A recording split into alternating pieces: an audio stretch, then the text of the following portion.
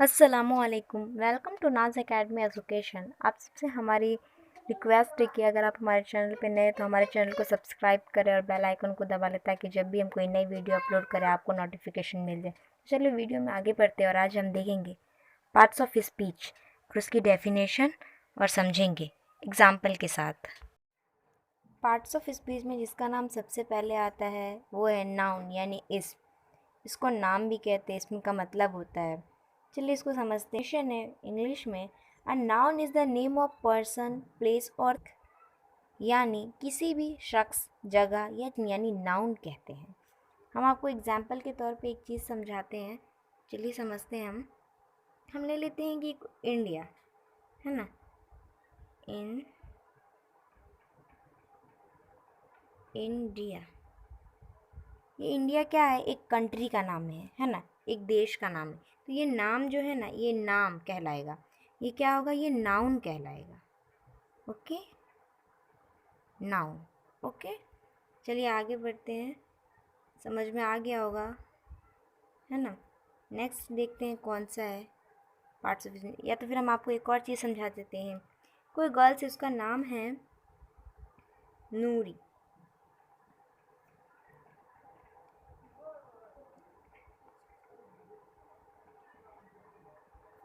नूरी है ना, ये नाम क्या कहलाया? ये लड़की है, उसका नाम है नूरी। वो नाम क्या कहलाया? ये नूरी क्या कहलाया? नाउन। ओके, अब तो 100% समझ में आ गया होगा। अब नेक्स्ट देखते क्या है पार्ट्स ऑफ स्पीच में जो दूसरे नंबर पे आता है। पार्ट्स ऑफ स्पीच में जो दूसरे नंबर पे आता है वो है प्रोनाउन यानी ज़मीर शख्सी। उसकी डेफिनेशन है, a pronoun is a word used in a place of noun, यानी किसी भी नाम की जगह वो ये जिसे इशारती अल्फाज इस्तेमाल करना, उसे ही प्रोनाउन यानी ज़मीर शख्सी कहते हैं। हम इसको समझने के लिए एग्जांपल में ले लेते हैं। देखिए यहाँ पर हमने एग्जांपल के तौर पे ले लिया है, she is the favourite of all the teachers. यानी इसमें जो शी है वो शी क्या कहलाएगा? प्रोनाउन, क्योंकि वो इशारा कर रहा है किसकी तरफ? वो जो लड़की है उसकी तरफ कर रहा है कि वो जो लड़की है वो सारे टीचर्स की फेवरेट है। हाँ, तो शी क्या कहलाएगा? Pronoun. Okay, she is a she जो है वो कहलाएगा is she is called pronoun, यानी ज़मीर शख्सी कहलाएगा। तो चलिए आगे बढ़ते हैं। पार्ट्स ऑफ स्पीच में जो तीसरे नंबर पे आता है वो होता है एडजेक्टिव। इसकी डेफिनेशन देखते हैं। An adjective use to add something to the meaning of a noun और अ प्रोनाउन, यानी किसी भी शख्स या जगह की खासियत बताने को एडजेक्टिव कहते हैं, यानी खासियत कहते हैं। हम इसकी खासियत किस तरह पता चलेंगे? ये बहुत ही ईजी है, आपको समझ में आ जाएगा। हम बताते हैं। फॉर एग्ज़ाम्पल हम ले लेते हैं यहाँ पे, दिस इज़, हमने एग्जाम्पल में ले लिया है she is a poor girl. तो यहाँ पे देखिए ये जो पुअर दिखा रहा है, पुअर यानी गरीब, she is a poor girl का मीनिंग है कि वह लड़की गरीब है ना। तो ये जो पुअर ये पुअर क्या कहलाएगा? ये खासियत है उसकी कि ये लड़की गरीब है ना। ये पुअर इसकी खासियत है, इसीलिए ये एडजेक्टिव होगा। आपको समझ में आ गया होगा। चलिए आगे बढ़ते हैं।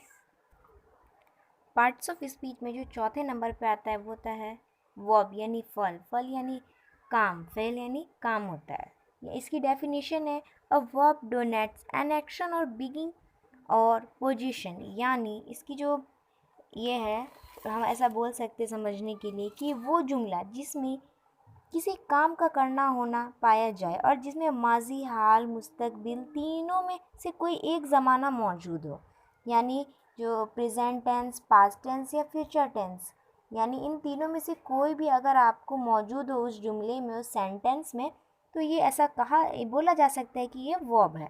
तो चलिए हम इसके एग्जाम्पल लेके समझ लेते कि क्या है ये। यानी आप जो जुमला देखेंगे उसमें ये है ना, एक्शन होना चाहिए, बीइंग होना चाहिए, शुरुआत क्या है, पोजीशन होना चाहिए, तभी ये वर्ब कहलाएगा। वर्ब का मतलब ही होता है कि काम, है ना। तो हम इसकी जो है ना एक एग्जाम्पल लेके समझ लेते कि क्या है ये। एग्जाम्पल में हमने ले लिया है आई हैव अ बुक, यानी मेरे पास किताब है। इसकी जो यहाँ पे आपको नहीं लग रहा है कि यहाँ पे ये पोजीशन बता रहा है इसकी, ये जो सेंटेंस पर कैसा लग रहा है कि इसकी पोजीशन बता रहा है, इसीलिए ये वर्ब है। ठीक है, आपको ध्यान में रखना है कि जिस सेंटेंस में यानी जिस जुमले में एक्शन हो, बीइंग हो और पोजीशन हो, इन तीनों का में किसी भी सेंटेंस में इन तीनों में से कोई एक भी रहा ना तो वो वर्ब होगा। समझा? तो चलिए आगे बढ़ते हैं। पार्ट्स ऑफ स्पीच में जो 5वें नंबर पे आता है एडवर्ब यानी सिफत।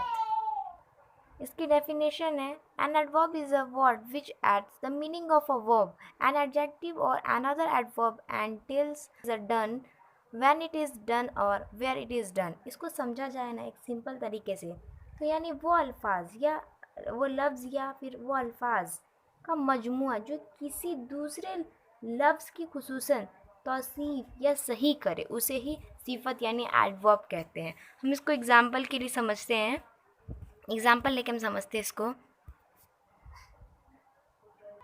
एग्जाम्पल के तौर पर हम इसे ले सकते हैं जैसे कि साउंडली,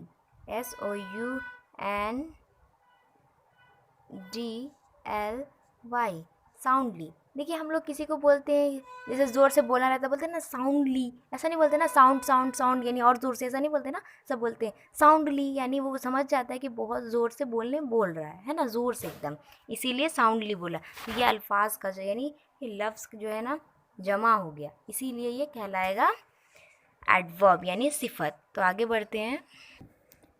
6ठे नंबर पे जो पार्ट्स ऑफ स्पीच में आता है वो है प्रीपोजिशन यानी हुर्फ रफ्त। इसके अल्फाज से ही आपको समझ में आ जाता होगा ये हुर्फ रफ्त यानी एक दूसरे से ताल्लुक़, जॉइंट होना। इसकी डेफिनेशन है a preposition is a word which show the relation between a noun और a pronoun and some other words in a sentence. यानी प्रीपोजिशन का मतलब है कि एक दूसरे के जोड़ना, यानी नाउन को ना प्रोनाउन से जोड़ना। ओके ऐसे दूसरे अल्फाज के साथ भी ये जुड़ता है, लेकिन अक्सर ये नाउन और प्रोनाउन के साथ जुड़ता है। हम इसके एग्जाम्पल देके समझ सकते हैं कि क्या है ये। ओके चलिए समझते हैं, हम इसके एग्जाम्पल ले लेते हैं। इसके एग्जाम्पल है एक, हम बताते हैं आपको, जस्ट 2 मिनट। हमने एग्जाम्पल के लिए ले लिया है the cat is under the table, यानी जो बिल्ली है वो किसके नीचे है, टेबल के नीचे है। ये किससे आपको ज्वाइन कर रहा है, बिल्ली को टेबल से ज्वाइन कर रहा है। यानी जो ये अंडर है ना, एक सेकेंड, हाँ, UNDER, ये जो अंडर है ना ये क्या कहलाएगा, प्रीपोजिशन कहलाएगा, क्योंकि ये इसका ताल्लुक़ बिल्ली से बता रहा है। ये क्या बोल रहा है कि जो कैट है वो किसके नीचे, टेबल के नीचे है, तो इसको जोड़ रहा है ना, प्रीपोजिशन जोड़ रहा है ना बिल्ली को टेबल से, इसकी वजह से ये प्रीपोजिशन कहलाएगा। चलिए आगे बढ़ते हैं। पार्ट्स ऑफ स्पीच में जो 7वें नंबर पे वो है कंजक्शन यानी सिलसिले। ओके तो इसका डेफिनेशन है a conjunction is a word use to join words, groups of words और सेंटेंस। यानी ऐसे अल्फाज यानी ऐसे जो लफ्ज़ होते हैं जो एक दूसरे को जोड़ते हैं उसे ही कंजक्शन कहते हैं। फॉर एग्ज़ाम्पल हम समझ लेते हैं, मतलब एक जुमलों को ना मिलाता हो बीच में, यानी एक जुमला अलग हो दूसरा जुमला हो लेकिन उसके बीच में जो होता है ना उसे वो मिक्स कर देता है, ऐसा हम लोग समझ लेते हैं। फॉर एग्ज़ाम्पल हम लेते हैं यहाँ पर एग्ज़ाम्पल के तौर पर,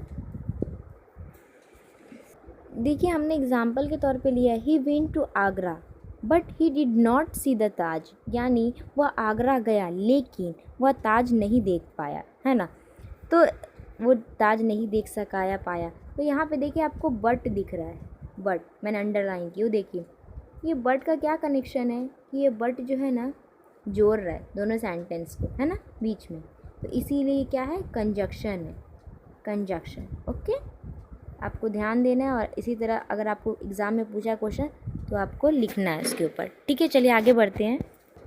पार्ट्स ऑफ स्पीच में जो 8वें नंबर पे है इंटरजेक्शन यानी हुर्फ फ़िज़ाई। ये बहुत ही ईजी है, आपको समझ में आ जाएगा।